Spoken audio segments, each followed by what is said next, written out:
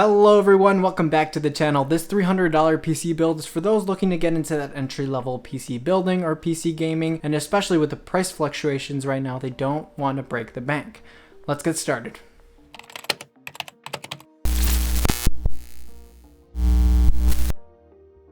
Okay, so quick note, this video was requested by one of you guys, so in order to make it as available to all the people around the world and whoever's watching this video and is in need of these parts and these prices, I decided to pick Amazon as the main website to get these parts and prices from. Okay, so kicking things off with the CPU, we're going with the Ryzen 3 3200G. It's a decent processor for a $300 PC build. I'd say you can't really go wrong. It does lag behind a bit on the R5 3400G. However, it's not a terrible price at $90 for 4 cores, 4 threads, a 3.6 gigahertz to a 4.0 gigahertz boost, and this is an APU, meaning that we're not going to have a dedicated graphics card, so this processor comes with Vega 8 graphics. By no means is this processor the outright best, but at $300 it's not a bad deal for what we need. Next up is the motherboard, and these are a true nightmare wherever you go, unfortunately. I was able to find a deal for $55 in the ASRock A320 S2H. Now this is a micro ATX motherboard,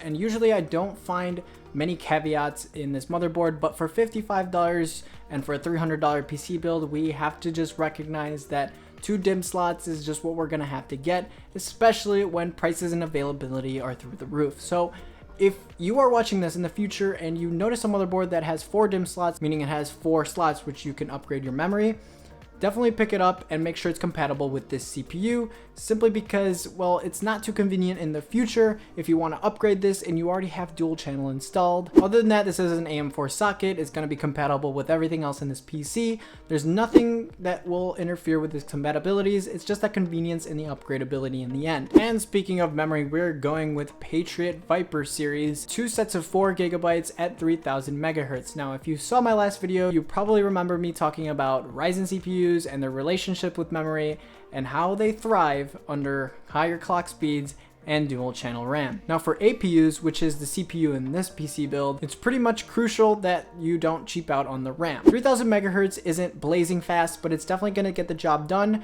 and at 8 gigabytes, it's pretty much the bare minimum of what we need. At $45, I say this isn't a bad deal, but it probably could be better in the future, so definitely keep a lookout for those prices and make sure the specifications for your memory are the same as this. Next up, for the storage, we've already taken quite a big chunk out of our budget already, so it's kind of hard to work with $300. It's going to be difficult including an SSD and a hard drive, so if that's really what you look for in a PC, and it is what I recommend, I would definitely say save up until you have the funds so that you can upgrade to a hard drive for more storage or even a bigger SSD in the future. So with that being said, I was able to find an SSD for 240 gigabytes that goes for around 30 bucks. And as for the power supply, it's frankly a sad story right now. Now, as I was making the PC build list for this video yesterday, there was a Thermaltake power supply for 430 watts at $36 on Amazon, but as I'm recording this video, I come to find that that's just not in stock until June 13th.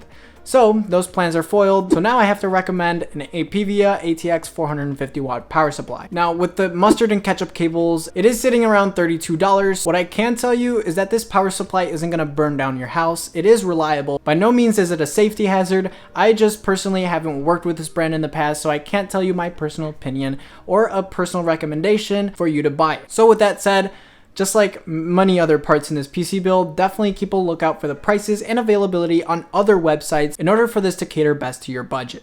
And lastly, for the case, I've recommended this in my previous build of a $500 budget, and I continue to recommend it in this build. So for the Cooler Master Q300L Master Box, I think it's actually a very good looking case and very good to work with for beginners and entry-level building for the price of around 53 bucks. Now, just like the power supply, when I made this list yesterday, it was actually around 40 something bucks. So prices are definitely not helping me as much as they're helping you guys. However, at least with this case, it does come with a nice acrylic side panel and it's fully ventilated in the airflow. So you don't have to worry about your temps being too high in your PC. All right, guys, so that's gonna wrap it up for this video. Thank you all so much for watching. If you have any comments, questions, or suggestions on this video or for the next video, definitely make sure to let me know in a comment down below. I appreciate all your support lately. And as always, I will see you all in the next video.